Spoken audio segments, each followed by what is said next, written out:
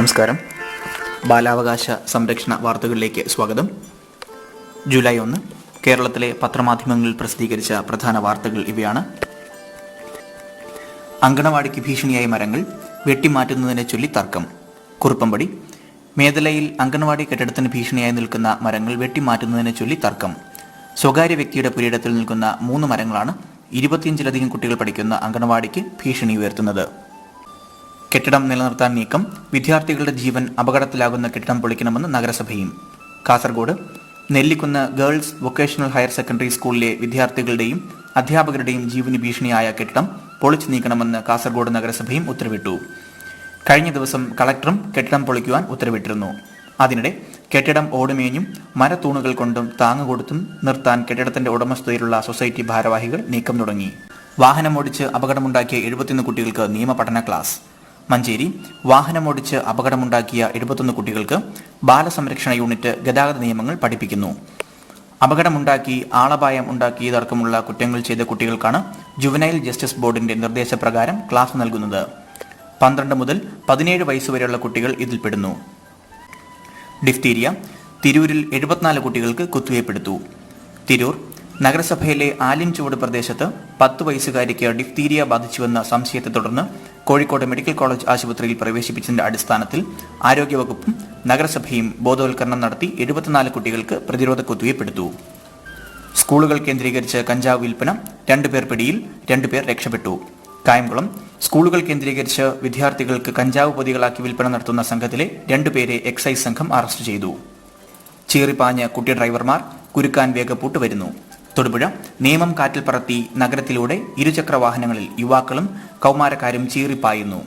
അമിത വേഗത്തിൽ ലൈസൻസും ഹെൽമറ്റുമില്ലാതെ ട്രിപ്പിൾ അടിച്ച് പാഞ്ഞു വരുന്ന കുട്ടികളുടെ മുൻപിൽ അകപ്പെടാതിരിക്കുവാൻ വഴിയാത്രക്കാർ ജീവനും കൊണ്ട് ഓടിമാറുകയാണ്.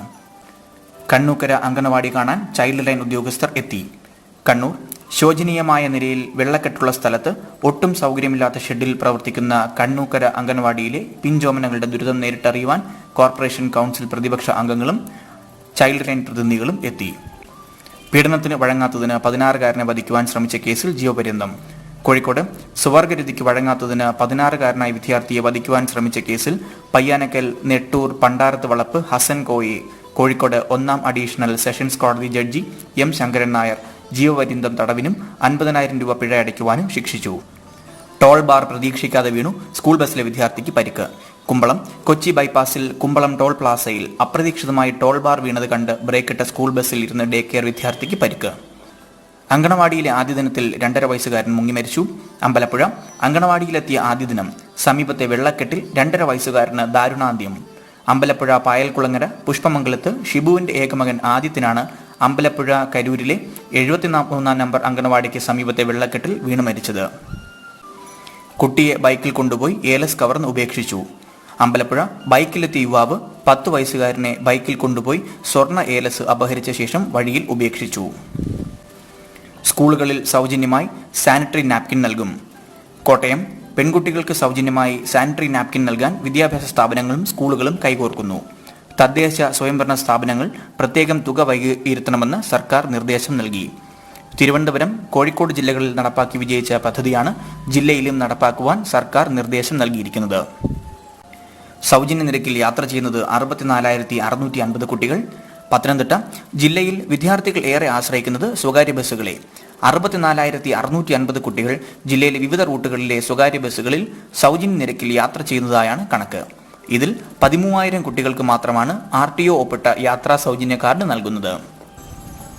അഗസ്ത്യവനത്തിൽ ആദിവാസി പെൺകുട്ടിക്ക് പീഡനം, ഒതുക്കി തീർക്കാൻ ശ്രമിച്ചെന്ന് ആരോപണം. കാട്ടാക്കട അഗസ്ത്യവനത്തിലെ 13-കാരിയെ ഓട്ടോറിക്ഷ ഡ്രൈവർ പീഡിപ്പിച്ചതായി പരാതി. ഡ്രൈവർക്കെതിരെ പോലീസ് കേസെടുത്തു.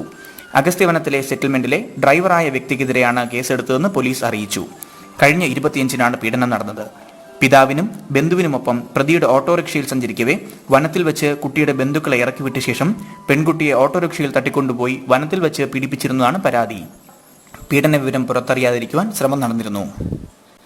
സ്കൂളിനടുത്ത് കടയിൽ നിന്നും നിരോധിത ലഹരി വസ്തുക്കൾ പിടികൂടി.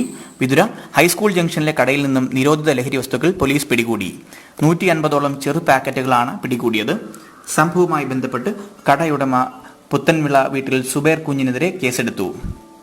വിദ്യാർത്ഥികൾക്ക് കഞ്ചാവ് വിൽപ്പന നടത്തുന്നയാൾ കുടുങ്ങി. ആറ്റിങ്ങൽ വിദ്യാർത്ഥികൾക്ക് കഞ്ചാവ് വിൽപ്പന നടത്തിയെന്നിരുന്നയാളെ പോലീസ് വിദഗ്ധമായി കുടുക്കി അറസ്റ്റ് ചെയ്തു. ഇയാളിൽ നിന്നും 10 ഗ്രാമിന്റെ 10 പൊതി കഞ്ചാവും പിടിച്ചെടുത്തു. ഡിഫ്തീരിയ പ്രതിരോധ കുത്തിവയ്പ് എടുക്കാത്തവർക്ക് സ്കൂൾ പ്രവേശനം നൽകരുതെന്ന് മനുഷ്യാവകാശ കമ്മീഷൻ. തിരുവനന്തപുരം സംസ്ഥാനത്ത് ഡിഫ്തീരിയ മരണം സ്ഥിരീകരിച്ച പശ്ചാത്തലത്തിൽ പ്രതിരോധ കുത്തിവയ്പ്പുകൾ എടുക്കാത്തവർക്ക് സ്കൂളുകളിലും കോളേജുകളിലും പ്രൊഫഷണൽ കോഴ്സുകളിലും പ്രവേശനം നൽകരുതെന്ന് സംസ്ഥാന മനുഷ്യാവകാശ കമ്മീഷൻ അധ്യക്ഷൻ ജസ്റ്റിസ് JB കോശി ഉത്തരവിട്ടു. ഇതോടുകൂടി ബാലാവകാശ സംരക്ഷണ വാർത്തകൾ സമാപിക്കുന്നു. വാർത്തകൾ എത്തിച്ചേരുന്നത് കേരള ചൈൽഡ് റൈറ്റ്സ് ഒബ്സർവേറ്ററി. ഏവർക്കും ശുഭദിനം നേരുന്നു.